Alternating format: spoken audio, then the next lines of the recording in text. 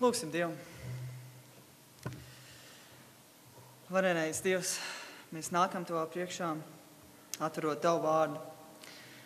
Tavs mums lūdz, kad Tu arī mums dod šodien ausis dzirdēt. Tavs apzinos arī savu nespēju sludināt, kā man vajadzētu. Kungs, tāpēc lūdzu, ka Tu nāc un sludini caur mani, Kungs, un Kungs, ka mēs varētu būt ne tikai vārda klausītāji, bet arī vārda darītāji, Tēvs. Svētī savu vārdu sludināšanu, un to mēs lūksim Jēzus vārdā. Amen. Jums ir Bībeles. Aicinu, ka mēs varētu atvērt Mateja 5. nodaļu. Turpinot mūsu studiju cauri Kalnu svētdienai.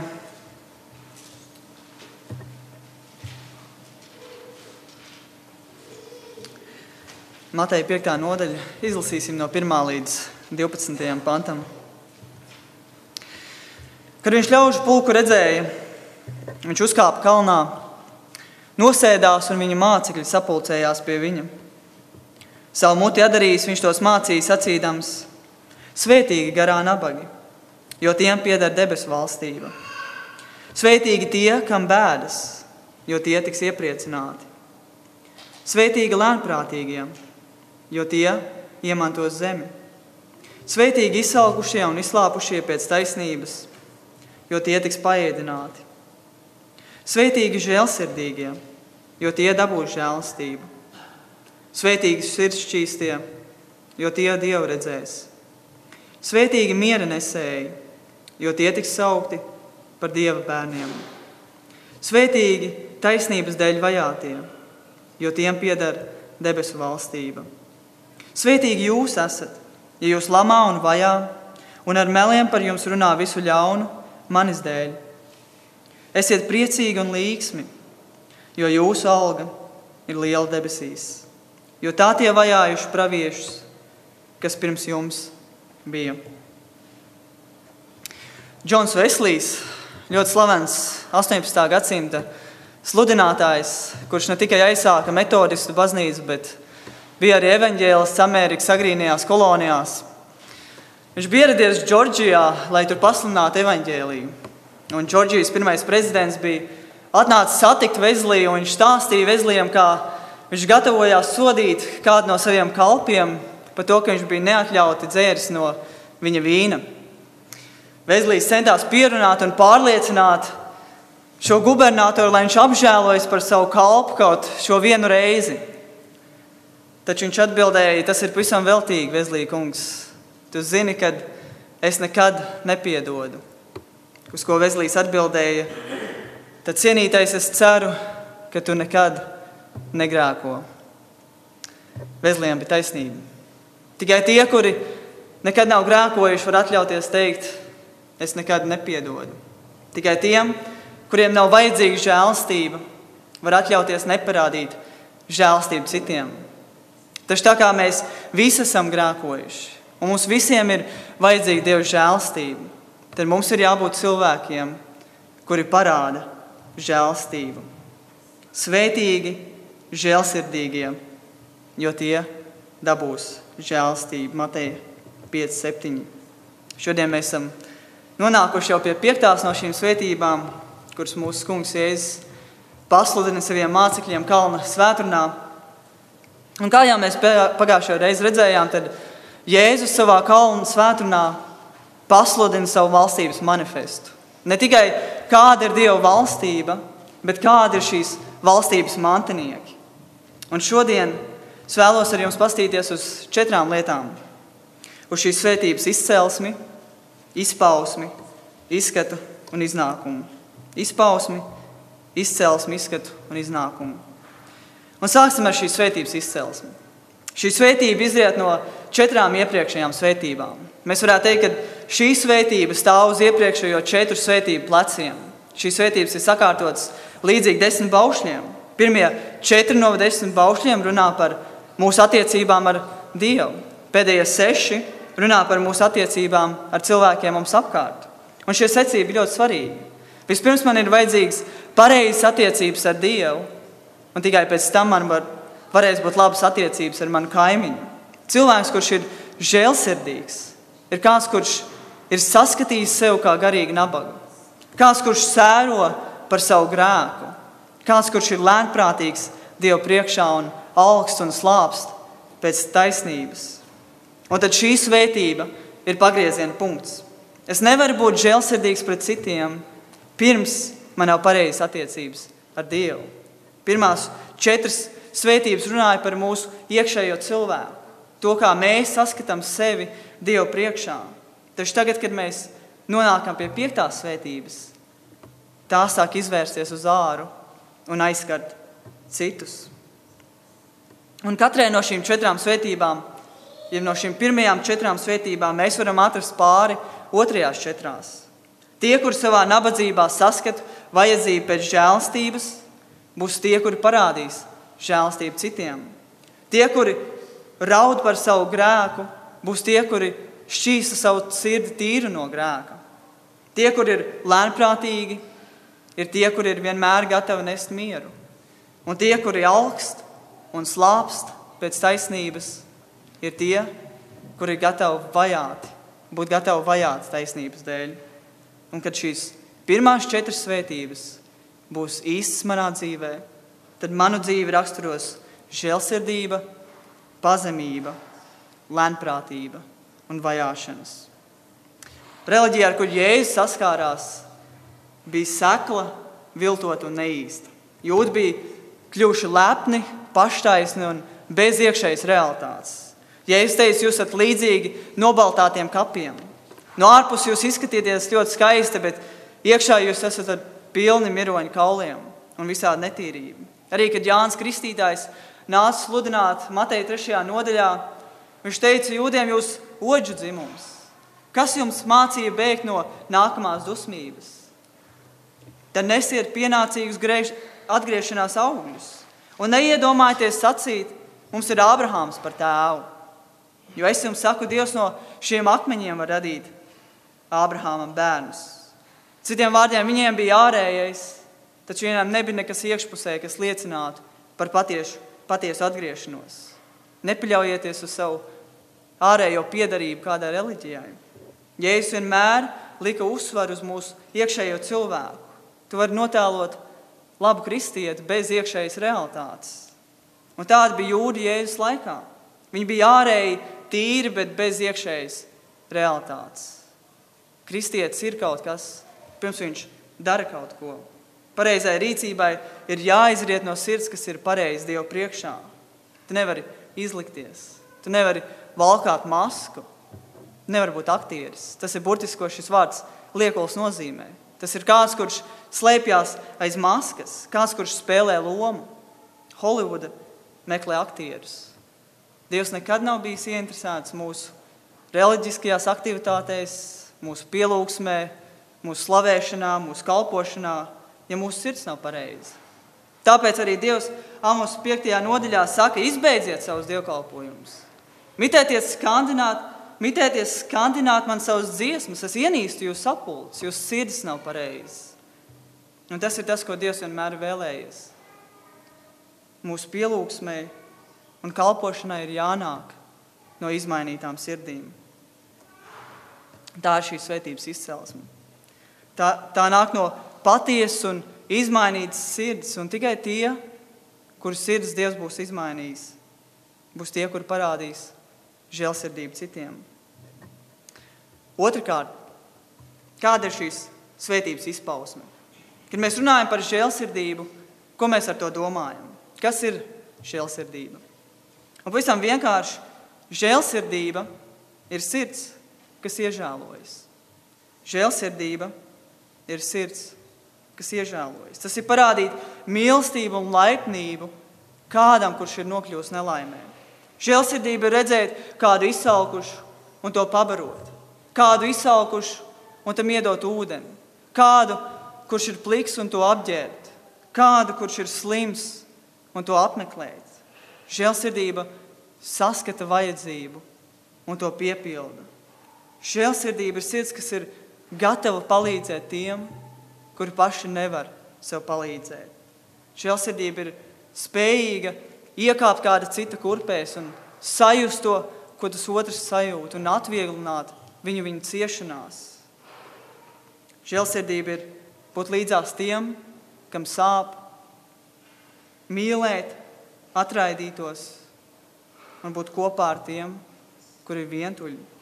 Dievs mums saka Mihas grāmatā 6. nodaļā, 8. pantā, tev cilvēki ir sacīts, kas ir labs. Un ko tas Dievs no tevis prasa? Proti darīt taisnību, mīlēt žēlstību un pazemīgi staigāt savu Dievu priekšā. Jākab 1,27.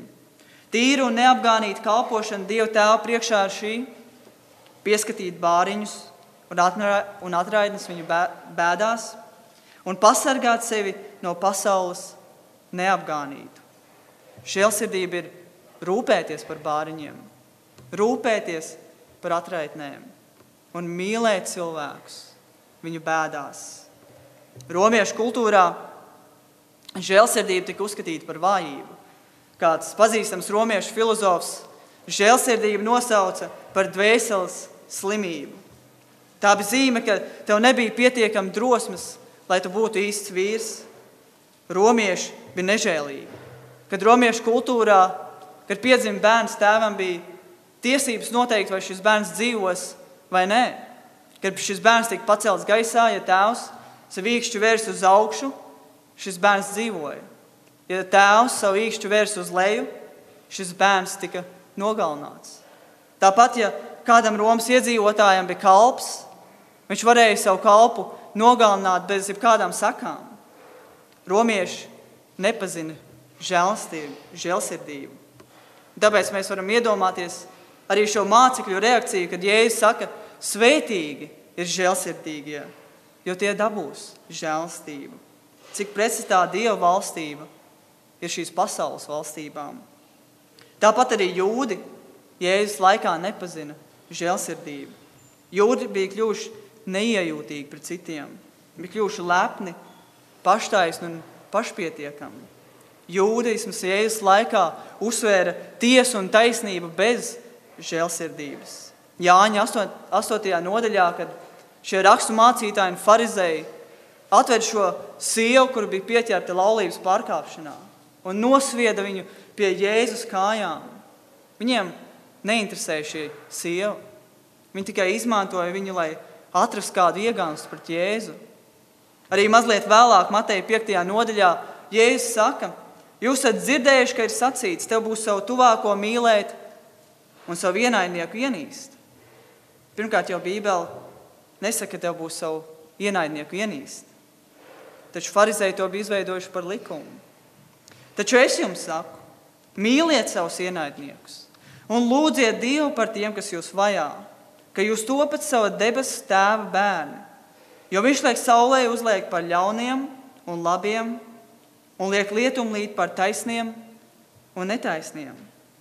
Ja es saka, jūs vēlaties būt savu debesu tēva bērni, tad mīliet savus tuvākos, tad mīliet savus ienaidniekus. Ja tavs ienaidnieks ir izsalcis, pabaro viņu. Ja tavs ienaidnieks ir izslāpis, dod viņam dzert.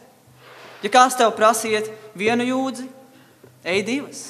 Ja kāds grib paņemt tavu kreklu, atdod viņam arī savu mēteli. Tad jūs būsiet bērni savam tēvam debesīs. Jēzus mācība bija pilnīgi sveša tiem, kas viņu dzirdēja. Viņi neko tādu nebija dzirdējuši. Viņiem tika mācīts pastāvēt par savām tiesībām. Viņiem tika mācība taisnība un atriebība pret saviem ienaidniekiem. Un Jēzus saka, mīliet savus ienaidniekus. Svētīgi žēlsirdīgie, jo tie dabūs žēlstību. Un tā nav cilvēciska vērtība. Daudz domā, ja es būšu labs pret citiem, tad citi būs labi pret mani. Viss labais atnāk atpakaļ. Un tas ir tik ļoti iestrādājies mūsu domāšanā. Ja cilvēki redzēs, ka mēs esam jauki pret citiem, tad citi būs jauki pret mums. Ja es būšu žēlsirdīgs pret citiem, tad citi būs žēlsirdīgi pret mani. Taču, diemžēl, šī pasaule tā nedarbojas. Tā domāšana nedarbojās ne Romas kultūrā, ne jūdaismā, ne arī mūsdienās. Mūsdienās mēs varētu teikt, ja ja tu būsi žēlsirdīgs pret citiem, tad cits tev uzkāps uz galvas. Tā nav tīri cilvēciska vērtība. Un vislabākais piemērs tam, ka tā nav tikai cilvēciska vērtība, ir Jēzus. Jēzus nāca uz šo pasauli un bija visžēlsirdīgākais cilvēks, kāds vien ir dzīvojis. Jēzus nevienam nenodarīja pāri. Jēzus aizskāra slimos un tos dziedināja. Viņš aizskāra neredzīgo acis un viņi redzēja. Jēzus aizskāra kurlu ausu un viņi dzirdēja. Jēzus paņēma mazus bērnus savās rokās, viņš viņus mīlēja. Nav bijis cilvēks, kurš ir parādījis vairāk žēlsirdības, kad farizēji atver šo sievu un nosvied viņu pie Jēzus kājām. Jēzus teica, es tevi nenosodu, ej un vairs negrēko. Jēzus ēd ar muitniekiem un grēciniekiem. Taču ko cilvēki izdarīja ar Jēzu? Viņš bija visžēlsirdīgākais cilvēks, kāds vien kad ir dzīvojis. Un jūri sauca pēc viņa asinīm un pienagloja viņu pie krusta.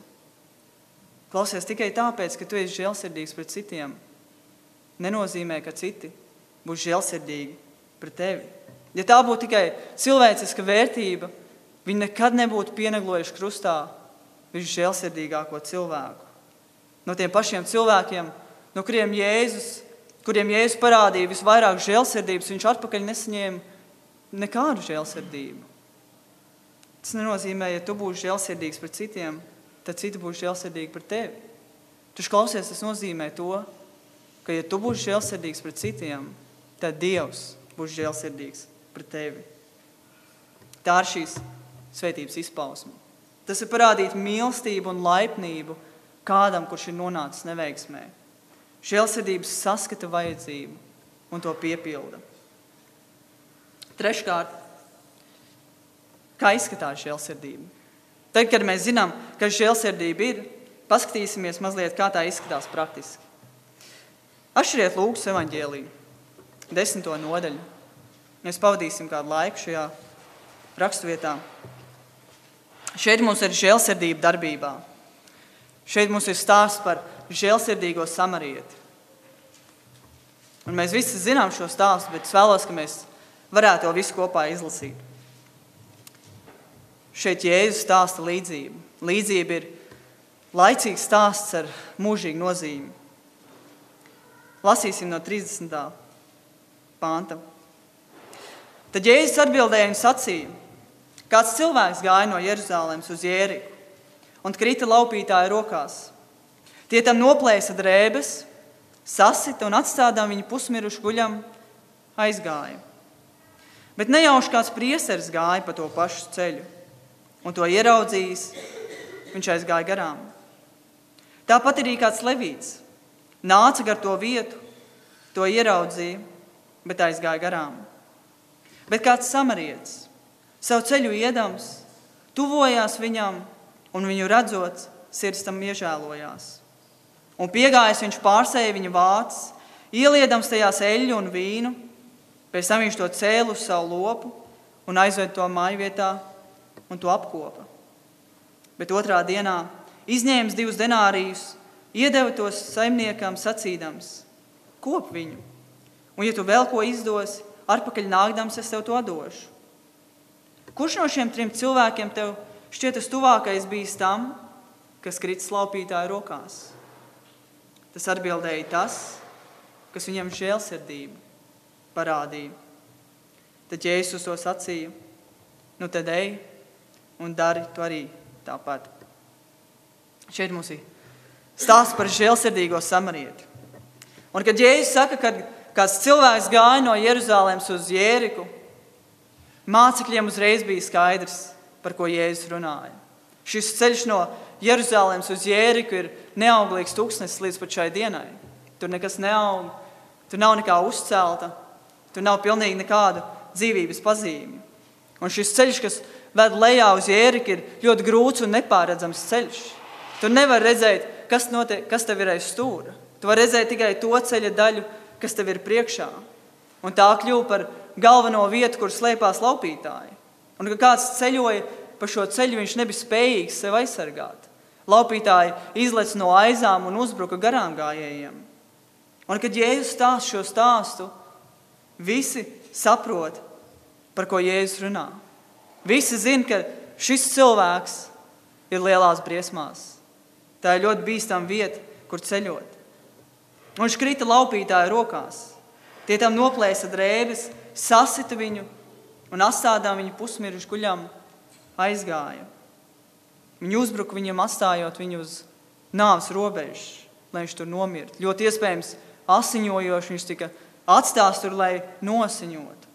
Viņa drēbes tika paņemtas, visa viņa mantība viņam tika atņemta, un viņš nav vairs spējīgs sev palīdzēt. Bet nejauši, un mēs zinām, ka nekas nenotiek nejauši. Ja es saku, tur gadījās kāds priesteris, kurš gāja pa to pašu ceļu. Priesteris bija cilvēks, kurš vecajā derībā pārstāvēja cilvēks Dievu priekšā. Visu viņa dzīve saistījās ap kalpošanu. Priesteris bija kāds, kurš bija pilna laika kalpošanā, lai iestātos par cilvēkiem Dievu priekšā un pienestu dedzināmos upurus. Kāds priesteris gāja pa to pašu ceļu un to ieraudzījis. Ieraudzījis šo cilvēku, kurš gulēja savās asinīs. Ieraudzījis šo cilvēku viņa neveiksmē. Viņš aizgāja garām. Bez šaubām viņam bija viegli sev attaisnot. Viņš bija svarīgs cilvēks. Viņam bija svarīgs darbs darāms. Viņš bija ievērojams cilvēks, ļoti aizņemts. Grieķu valodā viņš aizgāja garām pa otru pusi. Šī bija viņam iespēja parādīt žēlsirdību cilvēkam, kurš bija nonācis nelaimē. Taču viņš izvēlējās paiet garām. Tāpat arī kāds levīts nāca gar to vietu, to ieraudzīja, bet aizgāja garām. Levīts būtu bijis kāds, kurš bija palīgs priesterim. Viņš dzīvoja templī un pelnīja savu iztiku, palīdzot ar darbiem, kas bija saistīti ap Dieva namu.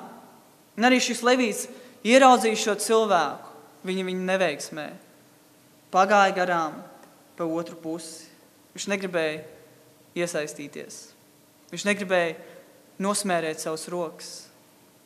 Arī viņš pagāja garām. Bet kāds samarietis. Un tiklīdz Jēzus pasaka, kāds samarietis, tas uzreiz izraisīja reakciju viņa klausītājos. Samarietis bija kāds, kurš bija pa pusē jūds, pa pusē asūrs. Jūdi neieredzēja samariešus. Jūdi pat nerunāja ar samariešiem.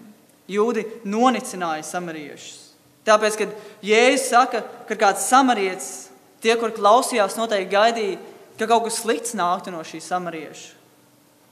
Bet kāds samarietis savu ceļu iedams, tuvojās viņam un viņu redzot, sirds tam iežēlojās. Pilnīgi pretēja reakcija. Šis vārds iežēlojās ir, ka tas aizskāra viņu līdz pat sirds dziļumiem. Viņš nespēja noskatīties uz šo cilvēku, kurš bija sists un aplaupīts un atstāts nomirt. Viņa sirds iežēlojās. Un viņš apstājās. Kad visi citi pagāja garām, viņš pienāca pie šī cilvēka un viņš noliecās, lai viņam palīdzētu. Un piegājis, viņš pārsēja viņa vācis, ieliedams tajās eļļu un vīnu. Viņš upurēja savu apģērbu, lai pārsiet viņa brūces. Ieliedams eļļu un vīnu lietas, kas maksāja lielu naudu, viņš tās upurēja, lai dziedinātu kādu, kurš bija nonācis lielās sāpēs. Pēc tam viņš to cēla uz savu lopu un aizved to mājvietā un to apkopa. Tas nozīmē, ka šim samarietim bija sākumā jānokāpj no savu lopu un jāiet atlikušais ceļš kājām, lai viņš nogādātu šo cietušo drošībā. Viņš nepārstāja upurēties. Žēlsirdība upurējas par citiem tikai tāpēc, ka viņas sirds iežēlojās par šo otru cilvēku. Bet otrā dienā izņēmis 2 denārijus, iedeva to saimniekam sacīdams, kop viņu. Un ja tu vēl ko izdosi atpakaļ nākdams, es tev to atdošu. Tam vienkārši nav gala. Šis samarietis ir pilnībā nodevies, lai palīdzētu šim cilvēkam. Un Jēzus jautā šim rakstu mācītājam, kurš no šiem 3 cilvēkiem tev šķiet tas tuvākais bijis tam, kas krits laupītāja rokās? Mums ir teiks, ka šis cilvēks gribēja attaisnoties, un viņš sacīja Jēzum, kurš tad ir mans tuvākais? Es taču nepazīstu visus savus kaimiņus.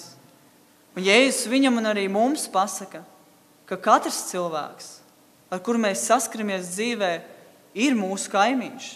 Tas ir mūsu tuvākais. Tas ir cilvēks, kuram Dievs vēlas, lai mēs palīdzētu. Tieši tāpat kā šis samarietis. Un tas atbildēja tas, kas viņam žēlsirdību parādīja. Tad Jēzus uz to sacīja, nu tad ej un dari to arī tāpat. Tā ir žēlsirdība. To nav grūti saprast. To tikai grūti izdzīvot. Tas ir tas, kā Jēzus apraksta žēlsirdību. Žēlsirdība noliec, lai palīdzētu kādam, kuram ir vajadzība. Žēlsirdība iežēlojas par kādu, kurš ir nonācis nelaimē. Žēlsirdība apstājas. Tā noliecās. Tā apsien brūces. Tā samaksā. Žēlsirdība ir laipna. Tā nemeklē savu labumu. Izklausās pēc mīlestības, vai ne? Žēlsirdība panes visu. Tā tic visam. Tā cer visam. Žēlsirdība nekad nebeidzas. Un žēlsirdība izplūst no mīlestības. Taču mīlestība ir lielāka par žēlsirdību. Kāpēc Dievs mūs ir apžēlojis? Tāpēc, ka viņš mūs ir mīlējis. Efeziešiem 2:4. Bet Dievs bagāts būdams žēlstībā, savā lielajā mīlestībā, ar ko viņš mūs ir mīlējis. Aiz žēlsirdības stāv mīlestība. Taču mīlestība ir lielāka par žēlsirdību. Žēlsirdībai ir nepieciešama problēma. Mīlestībai problēma nav vajadzīga. Dieva dēls mīl tēvu, un Dievam nav vajadzīga apžēlošana. Žēlsirdība ir dziedinātājs, mīlestība ir draugs. Taču tev nevar būt žēlsirdība bez mīlestības. Kā mēs varam būt žēlsirdīgi? Pavisam praktiski. Un es vēlos jums iedot 3 sfēras, 3 vietas, kurās mēs varam būt žēlsirdīgi. Pirmkārt, mēs varam būt žēlsirdīgi ar mūsu vārdiem. Kāds, kurš ir žēlsirdīgs, runā žēlsirdīgus vārdus. Ne tikai laipnus vārdus, bet vārdus, kas ceļ un iedrošina citus. Efeziešiem 4:29 ir teikts, no jūsu mutes, lai nenāk neviens nekrietnes vārds, bet tikai krietnes runas, kas draudzes ceļ un nes svētību citiem, nes svētību klausītājiem. Bībele saka, ar saviem vārdiem mēs varam celt draudzi. Mēs varam runāt žēlstības vārdus, kas būs par svētību citiem. Aristoteles, pazīstams grieķu filozofs, viņš pasniedza runāšanas nodarbības. Un pie viņa tika atvests kāds jauns students, un Aristoteles saka, pastāst nedaudz par sevi. Un šis jaunais students 10 minūtes bez apstājas, bez pārtraukuma stāsta un stāsta par sevi. Un beigās Aristoteles paskatās šo jauno studentu un saka, man viņš patīk. Es ņemšu viņu kā savu studentu, bet es no viņa ņemšu dubultu samaksu. Un šis jaunais students apmulis, skatās, prasa, kāpēc man jāmaksā dubultā? Un Aristoteles atbild, vispirms es tev iemācīšu pieturēt savu mēli, un tad es tev iemācīšu to lietot. Vai mēs kā draudze ar saviem vārdiem ceļam? Vai mēs graujam? Vai mēs lietojam savus vārdus, lai būtu par svētību citiem?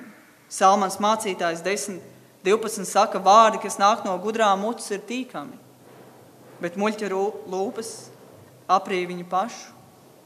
Salmana pamācības 12:18, kas paredz neapdomīgi runāt, nereti iedur kā ar zobenu, bet zinīga cilvēka valoda ir kā dziedinātājs zāles. Nereti mēs ar saviem vārdiem varam iedur kā ar zobenu. Mēs varam būt žēlsirdīgi, runājot žēlsirdīgus vārdus. Bībele saka, runājiet mīlestību patiesībā. Vislabākais piemērs tam ir Jēzus. Jēzus vienmēr runāja mīlestību patiesībā. Jūs ticiet, ka Jēzus vienmēr runāja mīlestību patiesībā? Taču Jēzus teica diezgan skarbus vārdus. Bija cilvēki, kuriem Jēzus teica, jūs muļķi un aklie. Jēzus teica, ka tas, kurš Dieva dēlam netic, Dieva dusmība paliek uz viņu. Jēzus teica jūdiem, jūs esat no sava tēva velna. Jūsu griba ir piepildīt sava tēva kārības. Jūs esat grēka vergi.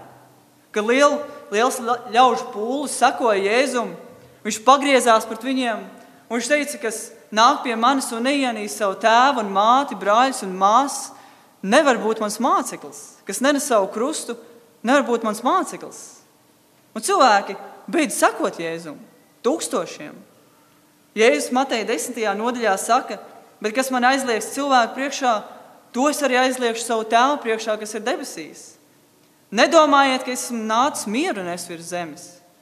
Es neesmu nācis nes mieru, bet zobenu. Un cilvēki gāja projām, kad Jēzus sāk tā runāt. Mēs varētu domāt, Jēzus, ko tu dari? Tu aizbiedējies visus cilvēkus. Taču vai Jēzus runāja patiesību mīlestībā? Vai Jēzus runāja žēlstības vārdus vai nosodības vārdus? Jāņa 3:17, jo Dievs savu dēlu pasaulē nav sūtījis, lai tiesātu pasauli, bet lai pasaules ar viņu tiktu izglābta. Jēzus runāja žēlstības vārdus. Jēzus runāja patiesību mīlestībā. Kāds var būt? Redzēt, nav lielāks mīlestības izpausmes, ko mēs varam darīt, kā runāt patiesību. Tā nav mīlestība atstāt cilvēkus tumsā. Kad Bībele saka, runājiet patiesību mīlestībā, tas nerunā tikai par to veidu, kā mēs to pasakām. Tas runā par mūsu motīvu. Un katru reizi, kad Jēzus pateica cilvēkiem patiesību, lai cik skarba tā arī nebūtu, Jēzus motīvs bija kāds? Mīlestība. Jo mīlestība vienmēr runā patiesību. Jautājums, vai tu runā patiesību, vai tu slēpi patiesību? Kāpēc? Jo Jēzus runāja patiesību. Jēzus zināja, ka patiesība šķeļ pirms tā dala, pirms tā vieno. Jēzus zināja, ka patiesība daudzus aizvainos. Jo nav lielāks mīlestības izpausmes, ko mēs varam darīt, kā runāt patiesību. Un Jēzus motīvs vienmēr bija mīlestība. Otrkārt, mēs varam būt žēlsirdīgi pret citiem ar mūsu darbiem. Ne tikai ar mūsu vārdiem, bet arī ar mūsu darbiem. Un tas bija tas, ko mēs redzējām šajā stāstā par žēlsirdīgo samarieti. Žēlsirdība ne tikai runā, tā apstājas. Tā uzloka piedurknes, tā noliecās un pieceļ kādu, kurš ir nokritis. Žēlsirdība apmeklē slimos, pabaro izsalkušos, gādā par nabagiem, rūpējas par bāriņiem. Kā tu šodien vari parādīt žēlsirdību kādam? Vai tu zini kādu, kuram ir bēdas? Vai tu zini kādu, kurš šodien ir nokļūst nelaimē? Jēzus teica šim raksturmācītājam, nu tad ej un dari tu arī tāpat. Svētīgi žēlsirdīgie, jo tie dabūs žēlstību. Un treškārt, mēs varam būt žēlsirdīgi ar savu liecību. Vislielākais žēlsirdības darbs, ko mēs varam darīt, ir dalīties Kristus evaņģēlijā. Nav nekā žēlsirdīgāk, ko mēs varētu darīt. Vispārējais, ko mēs darām, atvieglo cilvēku tikai uz īsu brīdi.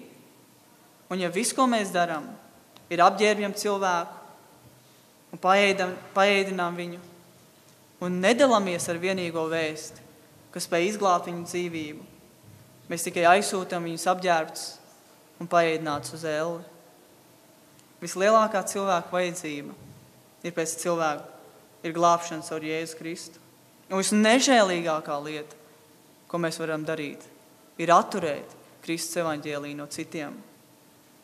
Tā ir mūsu draudzes misija. Tas ir mūsu draudzes aicinājums. Cits misijas mums nebūs. Ja es teicu, ejiet pa visu pasauli un pasludiniet evaņģēliju visai radībai, Dievs mums ir pavēlējis mīlēt savu tuvāko, kā sev pašu. Un vislielākais veids, kā mēs varam mīlēt Dievu un kā mēs varam mīlēt savu tuvāko, ir daloties ar vienīgo vēsti, kas spēs izglābt viņu dvēseli. Un mēs zinām, kas ir mūsu tuvākais. Tas ir katrs cilvēks, ar ko mēs sastopamies.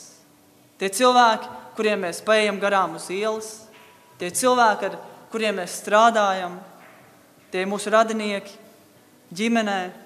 Tas ir katrs cilvēks, ar kur mēs saskaramies. Vai mēs viņu pazīstam vai nē. Vai tu mīli savu tuvāko? Vai tu dalies ar evaņģēliju? Un pēdējais, kāds ir šīs svētības iznākums? Mēs pastījāmies uz izcelsmi, mēs redzējām izpausmu un izskatu, kāds ir tās iznākums. Mateja 5:7 svētīgi žēlsirdīgie, jo tie dabūs žēlstību. Šī svētība atšķiras ar to, ka no pārējām ar to, ka tā iesākās, ja beidzās tieši tāpat kā tā sāks. Ja visās iepriekšējās svētībās mēs redzējām pretējas lietas, ja tu būsi garā nabaks, tu kļūsi bagāts, ja tu raudāsi, tu tiksi mierināts, tad šī svētība beidzas tāpat kā tā iesāks. Un šajā svētībā mums ir 3 soļi. Pirmais ir, kad Dievs parāda mums žēlsirdību, jeb žēlstību glābšanā. Tad otrs ir, kad mēs parādām žēlstību citiem. Un tad Dievs parāda mums vēl vairāk žēlstības, tāpēc, ka mēs esam bijuši žēlsirdīgi pret citiem. Kad Jēzus mācīja saviem mācekļiem lūgt, Mateja 6. nodaļā, viņš saka 12. pantā: un piedodi mums mūsu parādus, kā arī mēs piedodam saviem parādniekiem. Jo, kad jūs cilvēkiem viņa noziegumus piedosiet, tad jums jūsu debes tēvs arī piedos. Bet, ja jūs cilvēkiem viņa noziegumus nepiedodat, tad jūsu debes tēvs jums jūsu noziegumus arī nepiedos. Šeit mums ir nosacījums. Ja būs kaut kas viens, tad notiks kaut kas cits. Programmētāji to ļoti labi saprot. Ja, tas ir nosacījums.